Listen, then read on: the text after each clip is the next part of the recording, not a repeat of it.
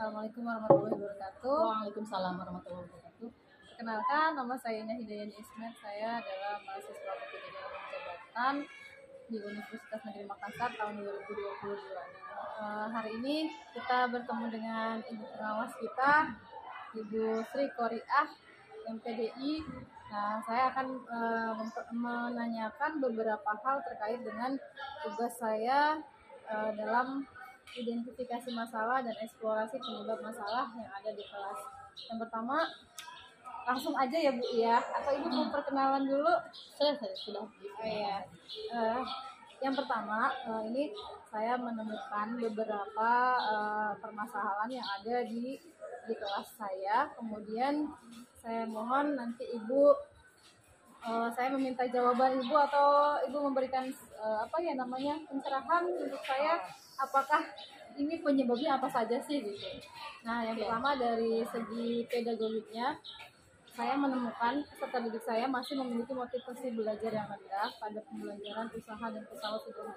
Jadi di kelas itu mereka cenderung tidak bergairah, hiburan begini, kadang mendengarkan tapi sambil seperti itu. Nah, kira-kira penyebabnya apa ya Bu? Penyebab siswa seperti itu, ya menurut saya ada banyak penyebabnya. Karena satu kelas itu tidak mesti semua siswa begitu kan. Ya, ada yang antusias, ada yang tapi yang dipertanyakan satu siswa aja ya, beberapa saja, tidak beberapa saja. Mungkin kalau kita mau mengidentifikasi secara detail memang perlu penelitian ilmiah yang sangat-sangat serius untuk meneliti ke sana. Cuma kalau untuk asumsi saya sendiri pribadi, mungkin ini secara globalnya aja ya, dari gurunya sendiri mungkin. Penyebab gurunya sendiri yang tidak bisa membangunkan motivasi mereka untuk gimana sih belajar yang menarik gitu ya. Semestinya sebelum belajar itu harus dimunculkan dulu stimulus biar anak semangat untuk belajar.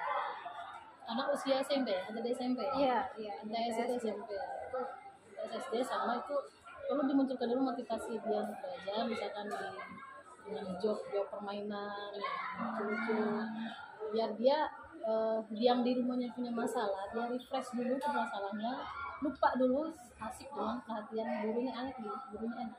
Saya sini punya pengalaman waktu SMP ya, kita bicara pengalaman kita ke SMP, ketika menemukan guru yang dalam tanda petik kurang menarik, monoton bawaannya, itu yang tadinya kita suka pelajaran fisika misalnya, tapi gurunya monoton, akhirnya tidak menarik kita perhatian. Tapi kalau memang tadinya kita nggak suka tetapi gurunya membawakan yang bagus, saya pikir itu kunci utamanya ada di guru.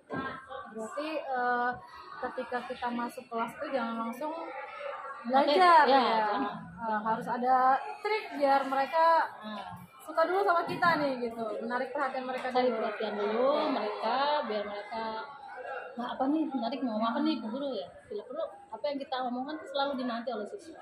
Wow, berat.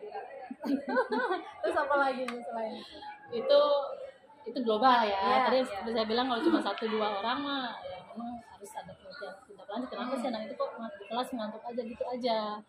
Itu ada penelitian lebih lanjut yang harus terus apa? Mungkin itu punya masalah keluarga atau apa? Atau mungkin penyebab lain, mungkin kadang kita ngajar di kelas itu kan tiap kelas berbeda. Ada yang satu kelas memang antusias semua terhadap pelajaran saya. Ada yang memang satu kelas yang tidak menarik gitu. Nah, itulah tantangannya sebagai seorang pendidik gitu. Ya, kayak sih gampang dengan aja sebetulnya susah itu ya. Susah ya Bu ya. Lalu yang kedua, ini komunikasi guru dengan orang tua peserta didik itu masih rendah. Kira-kira penyebabnya apa ya? Kadang kan orang tua ini ketika dipanggil sama pihak sekolah untuk anaknya ada bermasalah, mereka nggak datang. Atau dari segi pembelajarannya, kadang orang tua itu kadang tidak membersamai anaknya untuk belajar di rumah gitu. Nah, kira-kira penyebabnya itu seperti apa? Penyebab itu juga kompleks ya, tidak bisa dijelaskan penyebab orang tua itu. Tergantung orang tua yang mana yang kita tuju kan. Misal untuk secara globalnya di satu sekolah kota dengan yang kampung itu berbeda. Kalau yang saya pernah tahu ya, kalau yang di kota itu justru orang tua itu tidak antusias, mereka sangat komunikatif dengan pihak sekolah gitu. Tapi kalau di sekolah-sekolah yang masih dalam tanda kutip kurang mampu gitu ya, itu mereka ya masa bodoh, orang tua itu masa bodoh terhadap anak. Ya, anak bisa hidup aja sudah alhamdulillah. Ya itu tergantung orang tua yang mana dulu ya, penyebabnya ya banyak. Nah kalau yang kan ini saya madrasahnya ini di daerah yang pinggiran lah ya, nggak terlalu di kota gitu. Kira-kira apa yang menyebabkan orang tua itu cenderung kurang perhatian sama anaknya dalam segi pembelajaran di sekolah? Karena basically orang tuanya sendiri yang kurang perhatian, SDM-nya mereka ya kurang mampu, kurang perhatian ke anaknya, terutama yang ekonominya rendah ya. Mereka udah tidak mengenal pendidikan banyak, kebanyakan mereka lebih fokus mencari kebutuhan sehari-hari. Jadi ada yang orang tuanya dua-duanya bekerja tapi tidak bisa kehidupannya, akhirnya ya udah yang penting anak bisa berangkat sekolah aja kan. Ketika dipanggil sekolah kadang susah ya, sibuk cari uang gitu ya. Apalagi yang kerja pabrikan dan lain-lain kan susah juga. Kalau masalah kayak misalnya tadi kan ibu bilang SDM-nya yang kurang. Nah, misalnya ibunya itu hanya lulusan SD atau SMP, itu bisa menjadi penyebab nggak mereka kurang aware terhadap pendidikan anak-anaknya? Jadi tidak bisa digeneralkan ya. Ada juga sih beberapa orang tua yang lulusan SMP yang peduli terhadap pendidikan. Jadi intinya orang tuanya peduli nggak apa pendidikan gitu. Kalau memang mereka peduli, SDM apapun mungkin bisa memprioritaskan pendidikan gitu. Jadi penyebabnya ya banyak sih sebetulnya ya, entah itu dari SDM orang tua sendiri, kesibukan orang tua sendiri, atau prioritas orang tua ke pendidikan mau tidak ya. Lalu bagaimana solusinya terkait tadi komunikasi yang kurang baik lah antara pihak sekolah dengan orang tua siswa? Solusi yang sangat sederhana dan mungkin menguras energinya ya, guru sendiri ya proaktif datang sendiri ke rumah orang tuanya, cari waktu luang mereka. Banyak home visit-nya berarti ya, proaktif.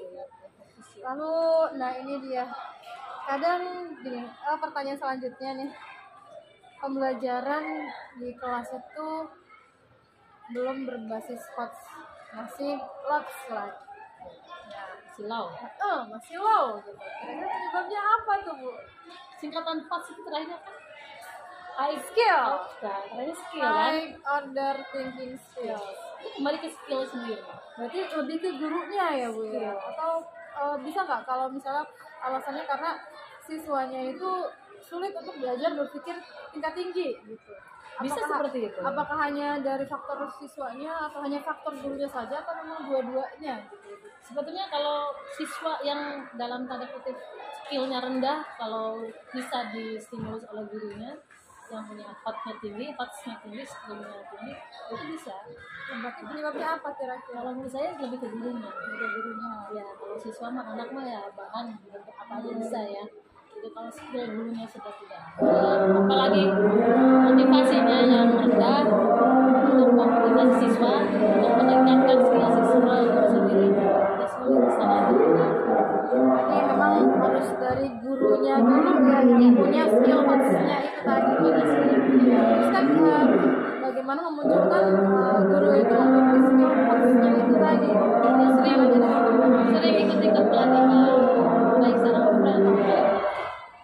Pelatihan apa? Bagaimana memunculkan skill guru biar punya kemampuan untuk mengajar yang high of thinking ya, buat soal yang high of thinking.